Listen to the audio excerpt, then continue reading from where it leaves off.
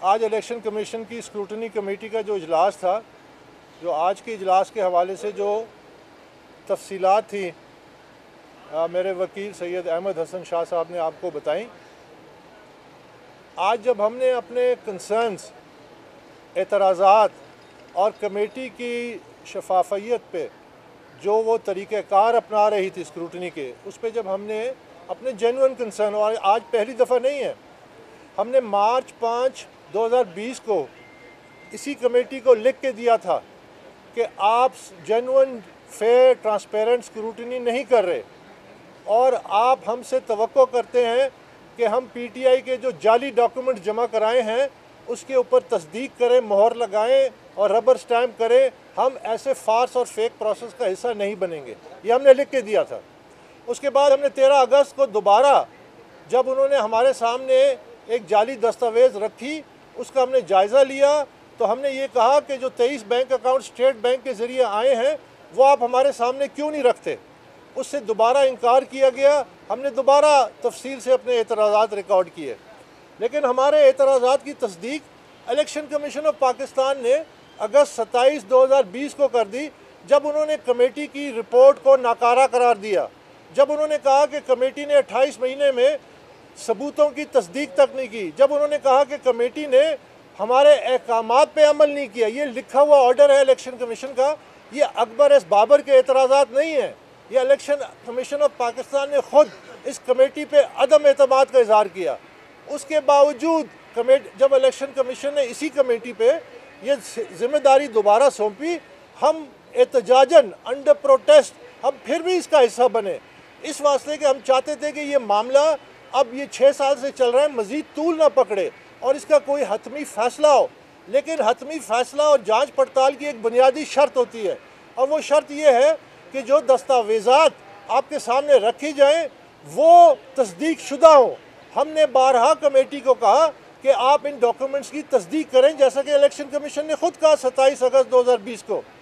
तो पिछली दफ़ा जैसे वकील साहब ने कहा, इन्होंने लिख के ऑर्डर में कहा कि हम अमेरिका की हद तक जो डॉक्यूमेंट्स हैं उनकी तस्दीक या तरदीद कि हम उसको कबूल करते या नहीं करते उसका एक फ़ैसला देंगे, जिस पे मीडिया में भी बड़ी रिपोर्टिंग भी फ़ैसला आ रहा है। आज उन्होंने दोबारा कहा कि हम ये फ़ैसला नहीं करेंगे और इलेक्शन कमीशन पे करेंगे। इसका मतलब ये है कि वो उन जाली डॉक्यूमेंट्स पे मज़ीद कार्रवाई करेंगे और इलेक्शन कमीशन पे तमाम फ़ैसला छोड़ देंगे। तो हम तो पहले दिन से कह रहे हैं कि ये कमेटी नाकाम हो चुकी है, कि ये इलेक्शन कमीशन तमाम रिकॉर्ड मंगवाए और उसके बाद उस पर हेयरिंग करे और पब्लिक और मीडिया के सामने हक़ाइक़ आएँ और फिर उसके बाद फ़ैसला करे। जहाँ तक अभी जो वकील थे पीटीआई के, वो ये कह रहे थे कि शायद कमेटी ने कहा है कि अब हम अपनी मर्ज़ी के मुताबिक जो कुछ हुआ है उस पर हम कमेटी को रिपोर्ट देंगे। ऐसी कोई बात नहीं हुई। दूसरी बात, हमने सिर्फ तहफ़्फ़ुज़ात का इजहार किया है जो इलेक्शन कमीशन खुद इजहार कर चुका है। उसके बाद कमेटी ने उठ के अमलन वॉकआउट किया कमेटी हेयरिंग से। जब हमने उन पर अदम एतमाद किया तो वो उठ के चले गए। हम पहले दिन से ये कह रहे हैं, आप मुझे ये बताइए कि 23 बैंक अकाउंट में से एक बैंक स्टेटमेंट भी जाहिर नहीं की गई, हमें नहीं दिखाई गई।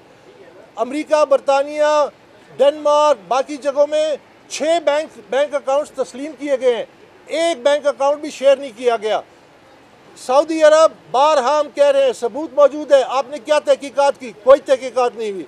हम बारहा कह रहे हैं जो special audit report Imran Khan ने खुद कराई थी पीटीआई की, उनके अपने जानने वाले ऑडिटर के साथ, जलाल एहसन उनका नाम है, एहसन वो कंपनी है। हमने इनको कहा कि वो ऑडिट रिपोर्ट को आप ऑडिटर को बुलाएं, तस्दीक करें, तरदीद करें। वो नहीं करते। वो क्यों नहीं करते?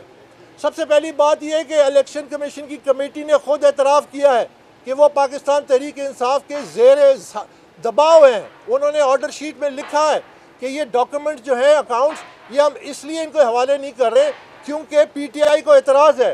तो जिस तंजीम का तहकीकात हो रही है, जिसकी स्क्रूटनी हो रही है, अगर वो इतना असरअंदाज हो रही है तो वो शफाफ कैसे हो सकती है? जब इलेक्शन कमीशन खुद फैसला करता है 27 अगस्त 2020 को कि आपने अपनी जिम्मेदारी पूरी नहीं की, आपने स्क्रूटनी नहीं की, आपने डॉक्यूमेंट्स की तस्दीक नहीं की, तो वो फेयर प्रोसेस किस लिए? इसलिए हमने आज कहा है कि ये एक फार्स है। ये जो स्क्रूटनी हो रही है ये बिल्कुल शफाफ नहीं है, और हमने ये लिख के भी दिया है कि एक अवाम को सच्चाई चाहिए, अवाम को हकीकत जानना चाहते हैं। इसीलिए इलेक्शन कमीशन वो बाइख्तियार इदारा है, ये तमाम रिकॉर्ड उनके हवाले किया जाए और वो रोज़ाना की बुनियाद पे इस पर हेयरिंग करें। अवाम, सिविल सोसाइटी, मीडिया, सबके नुमाइंदे वहाँ मौजूद हों। इसमें क्या बात है खुफिया रखने की? इसमें क्यों छुपाया जा रहा है? ये एक अवाम का मसला है कि एक सियासी जमात जो हुक्मरान जमात है उसके इतने बड़े पैमाने पे गैर कानूनी फंडिंग हुई है, गैर कानूनी ज़राए से हुई है, बैंक अकाउंट छुपाए गए हैं, तो फॉरेन एजेंट्स जो हैं उनकी जो तमाम तफसीलात हैं उसको छुपाया गया है, बाहर कंपनियां रजिस्टर की गई हैं उसको छुपाया गया है। ये तमाम मामला सीगे राज में क्यों रखा जा रहा है? और जो कमेटी ने तर्ज अमल जो अपनाया, हमें बड़े अफसोस से कहना पड़ता है। हम 3 साल इनके साथ चले हैं, हमने जो कुछ देखा है वो एक ट्रांसपेरेंसी की धज्जियाँ उड़ाई गई हैं, उसके बावजूद हम चले हैं अवामी मफाद में। लेकिन आज जब हमने उनके सामने अपने तहफ़्फ़ुज़ात का बरमला वो किया तो उन्होंने कहा कि आप हम पे एतमाद नहीं कर रहे, वो वॉकआउट करके चले गए। बहुत बहुत शुक्रिया। ये बताइए कल जहाँ एहतजाज हुआ उसके बाद रात को उन्होंने अनाउंस किया कि हफ्ते में 3 बार कमेटी, आज कमेटी ने कहा कि हम कुछ नहीं कर रहे, तो क्या किसको फ़ायदा देना चाह रही है? कमेटी मुझको देना चाह रही है या बाकी आपके तहफ़्फ़ुज़ात? सबसे पहले तो ये कि आपने पीडीएम का जिक्र किया तो मैं पीडीएम की क़यादत का शुक्रिया भी अदा कर दूँ, क्योंकि बड़े कौमी मसले पे अगर एक कंसेंसस बनता है, मेरा कौमी बड़ा मसला क्या है, अकबर बाबर का केस नहीं है, ये कौम का कौमी मफाद में केस है कि तमाम सियासी जमातें जो हैं उनकी फंडिंग जो है वो उसका जायज़ा हो, ट्रांसपेरेंट हो और उनका एहतसाब हो। तो मैंने अपनी मिसाल अपनी पार्टी और अपने से शुरू की, तो ये एक बहुत बड़ा और आज अगर तमाम सियासी जमातें इस पर मुत्तफ़िक हैं तो ये एक मेरे उस बड़े मकसद के लिए एक बहुत बड़ा स्टेप है, जिसके लिए मैं उनका शुक्रिया अदा करता हूँ। क्योंकि तमाम सियासी जमातों को जब वो इसको ओन कर रहे हैं, इसका मतलब है कि कल और सियासी जमातों को भी इसी तरह एहतसाब होगा और उनकी फंडिंग का जायज़ा लिया जाएगा। दूसरा आपने क्या? मैंने ये कहा कि कल जैसे ही पीडीएम का रैली खत्म हुई तो उन्होंने कहा कि हफ्ते में 3 दिन इजलास करेंगे और आज आखिरी इजलास आपने। देखिए, ये हफ्ते में 3 क्या, हफ्ते में 7 दिन होते हैं, ये 14 पेशियाँ कर लें। अगर ये अमली पेशरफ नहीं कर रहे, मीटिंग से क्या होता है? आप हमेशा के लिए आप फॉरएवर मीटिंग्स करते रहें। 3 साल में 80 से ज़्यादा मीटिंग्स हो गई हैं, जबकि ये 3 हफ्ते का काम है। 3 ऑडिटर्स को बिठाओ, उनके सामने तमाम रिकॉर्ड रखें, वो आपको ऑडिट रिपोर्ट। क्या इमरान खान ने शुगर कंपनियों के ख़िलाफ़ फॉरेंसिक ऑडिट नहीं कराया? क्या उसका चंद हफ्तों के अंदर तमाम नताइज आ नहीं गए? तो यहाँ पर जब जो दस्तावेज़ात हैं जो ऑथेंटिक है उसकी ऑडिट करें, जो वो नहीं देते हैं वो आप रिपोर्ट कर लें कि जी इन्होंने ये इतने अकाउंट्स थे, ये हमसे छुपाए हैं, ये देने से इनकारी है, उसके मुताबिक कानूनी कार्रवाई हो। बाबर साहब, कल पीडीएम ने इलेक्शन कमीशन पर अदम एतमाद का इजहार किया, आज आपकी तरफ से भी अदम एतमाद का इजहार सामने आ गया है। अब अगर इस इदारे की तरफ से इस पर कोई पेशरफ्त नहीं होती जो नज़र नहीं आ रही, इसके बाद कौन सा प्लेटफॉर्म है? सबसे पहले तो ये कि हमने जो अदम एतमाद का किया है वो स्क्रूटनी कमेटी पे किया है। हमने दरख्वास्तें दी हुई हैं जो अभी भी इलेक्शन कमीशन के सामने पेंडिंग है कि कमेटी नाकाम हो चुकी है, कमेटी तहकीकात नहीं कर रही, कमेटी शफाफ अंदाज में अपनी स्क्रूटनी नहीं कर रही। ये हमने लिख के इलेक्शन कमीशन को भी दिया हुआ है और 1.5 साल हो गया है और हमने उनको ये दरख्वास्त की है कि आप कमेटी से तमाम रिकॉर्ड मंगवाएं कमीशन के पास। कमीशन यहाँ बैठ के मीडिया, पब्लिक, सिविल सोसाइटी के सामने इन तमाम कार्रवाई को देखे कि क्या हुआ है, ये 6 साल से मामला क्यों रुका हुआ है। अब मैं आपको इसका बताता हूँ कि क्यों रुका हुआ है। जब कमेटी तस्दीक करेगी उन तस्दीक शुदा डॉक्यूमेंट्स की जो हमने जमा कराई है, तो फिर तो हमारा जो हमने इल्ज़ाम लगाया वो साबित हो जाता है। देखें ना, जब वो अमेरिका की जो डॉक्यूमेंट्स हैं जो डिपार्टमेंट ऑफ जस्टिस की वेबसाइट से डाउनलोड किए, इन्होंने खुद किए हैं, इन्होंने खुद करके जमा कराई है, जो प्राइमरी एविडेंस यानी शहादत के तौर पे तस्लीम होती हैं। तो जब वो तस्दीक कर देंगे कि हाँ ये ऑथेंटिक है, तो फिर तो साबित हो गया कि गैर कानूनी फंडिंग हुई है। इसीलिए हम कह रहे हैं ये तो उनके दबाव में है, वो ये करना नहीं चाहते। वो जब ये करते हैं तस्दीक लेजिटिमेट डॉक्यूमेंट्स की, तो इन पर इल्ज़ाम साबित हो जाता है। अब जब इल्ज़ाम साबित होता है फिर तो फैसला करना बड़ा आसान है। यही वो हमारी दलील है कि हमने पहले दिन से जब ये मामला इस अंदाज में चला तो हमने कमेटी पे अदम एतमाद का इज़हार किया। हम इलेक्शन कमीशन के कह रहे हैं कि आप करें फैसला, हमने उन पर अदम एतमाद नहीं किया।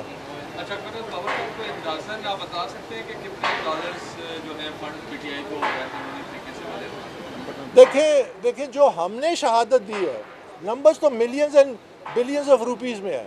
जो हमने शहादत दी है वो 2 कंपनियों में तकरीबन $3 मिलियन है। तकरीबन 7 लाख रियाल सालाना तो सिर्फ सऊदी अरब से आता है। उनका जो कोऑर्डिनेटर है वो जुल्फ़िकार अली ख़ान, वो मीडिया पे आके एक रिपोर्ट अपनी वीडियो पे कहता है कि मैं सबसे बड़ा पीटीआई का डोनर हूँ सऊदी अरब से। एक पैसा हमने आज भी पूछा, हमने कहा हमें दिखाएं कि कहाँ सऊदी अरब का पैसा जो सऊदी अरब से आए आप बताइए कहाँ रिकॉर्ड किया हुआ है। नहीं किया हुआ। डेनमार्क से हमने एविडेंस दिया, रिकॉर्ड नहीं किया हुआ। बरतानिया में 2 बैंक अकाउंट लॉयड के, इमरान खान बारहा लंदन में फंड रेजिंग करते हैं, आपको भी मालूम है, मुझे भी मालूम है। 1 पाउंड उसकी निशानदेही नहीं है इलेक्शन कमीशन के डॉक्यूमेंट में। तो हम कहते हैं आप उनकी बैंक स्टेटमेंट्स क्यों नहीं मंगवाते, आप बैंक स्टेटमेंट्स क्यों नहीं सामने रखते कि उन बैंकों में कितना पैसा आया है। तो वो उसके बाद वो हमसे इनकार कर देते हैं। वो कहते हैं कि हम आपको ये 23 बैंक अकाउंट परूजल थोड़े हम आपको दिखाएंगे तक नहीं। तो दुनिया में कभी कोई ऐसा ऑडिट हुआ है? दुनिया में आज तक कभी ऐसी स्क्रूटनी हुई है कि जो मुद्दई है उसे तमाम डॉक्यूमेंट्स जो स्टेट बैंक के ज़रिए आए हैं, जो तहकीकाती उसके ज़रिए आए हैं, वो हमसे छुपाए जाएं? भाई किस बात का पर्दा है? आप क्यों छुपा रहे हैं? आप तो फिर खुद लिखते हैं कि हम तहरीक इंसाफ के दबाव में हैं। तो फिर ये कैसी, हम इस पर अदम एतमाद ना करें तो और क्या करें? बाबर साहब ये फरमा दीजिएगा कि आपने जिस तरह स्क्रूटनी कमेटी चल रही है, एक तरफ से अदम ताउन का इज़हार किया है, जिस तरह बाकी कमेटियाँ भी बनी हैं, आप समझते हैं कि स्क्रूटनी कमेटी में जो दीगर इदारे हैं ISI या MI के, उनके नुमाइंदे भी इस कमेटी में शामिल हो ताकि आपके जो तहफ़्फ़ुज़ात हैं उस हवाले से दूर हो। और दूसरा ये है कि कंटेनर पे एक जगह खाली है कंटेनर पे खड़ा होने के लिए, तो उसमें आप जाएंगे कंटेनर पे PDM के साथ? जी देखिए, मैंने जिस तरह कहा कि PDM ने जब इस बड़े मसले को अपने हाथ में लिया और इसको कौमी नेशनल एजेंडे पे लेके आए, तो उससे उन्होंने अकबर बाबर का जो फ़लसफ़ा था इस केस के पीछे, वो क्या था कि हमारी तमाम सियासी जमातें जितनी भी फंडिंग होती है उसका ऑडिट होना चाहिए ट्रांसपेरेंट तरीके से। क्यों? क्योंकि जब सियासी जमातों को गैर कानूनी फंडिंग होती है तो एक बड़े मकसद के लिए होती है। इस तरह हुकूमतों और मुल्कों की पॉलिसियों को डिक्टेट किया जाता है, ट्विस्ट किया जाता है। तो जब वो ये करते हैं PDM, तो मेरे उस बड़े मौक़िफ़ की तायीद करते हैं, तो मैं तो उनका शुक्रगुज़ार हूँ कि वो मेरा बड़ा मकसद कि इसको एक कौमी नेशनल एजेंडे पे आना और इस पर कंसेंसस कायम करना। तो ये तो हमारा मकसद था। इसके मेरा तो मकसद सिर्फ तहरीक इंसाफ को ज़िच पहुँचाना तो नहीं था, मेरा बड़ा मकसद था कि सियासी जमातें नर्सरी बने जेन्युइन क़यादत की। तो दूसरा जो आपने सवाल किया कि एजेंसीज़ अगर इसमें इन्वॉल्व हो जाएं, देखिए सिविल इदारों की ज़िम्मेदारी है, इलेक्शन कमीशन की ज़िम्मेदारी है।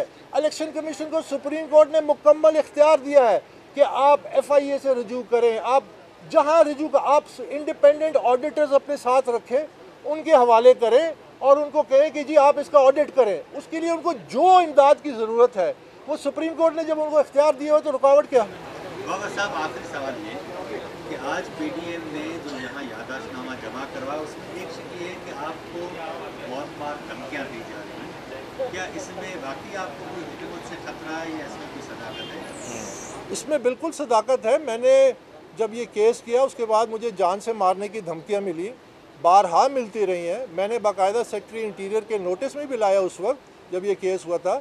हमने इलेक्शन कमीशन में एक एप्लीकेशन भी दायर की थी कि मुझ पे जो ख़तरात हैं, मुझे जो धमकियाँ मिलती हैं, और उसके अलावा इन्होंने मुझ पे 3 मुकदमे किए पाकिस्तान तहरीक इंसाफ ने, खौफ डराने के लिए, इस केस से पीछे हटने के लिए। और अल्लाह का करम है कि 2 केस मैं जीत गया और 1 उन्होंने विड्रॉ कर दिया। तो तीनों केसेस में मैं सुरखरू हुआ। तो इसमें कोई शक नहीं है कि मुझे धमकियाँ मिलती हैं, और लेकिन ये इसका हिस्सा है। मैं जब इस बड़े मकसद के लिए निकला तो मैंने तो अल्लाह पे भरोसा किया, अल्लाह पे तवक्कुल किया और उसी मकसद के लिए मैं निकला।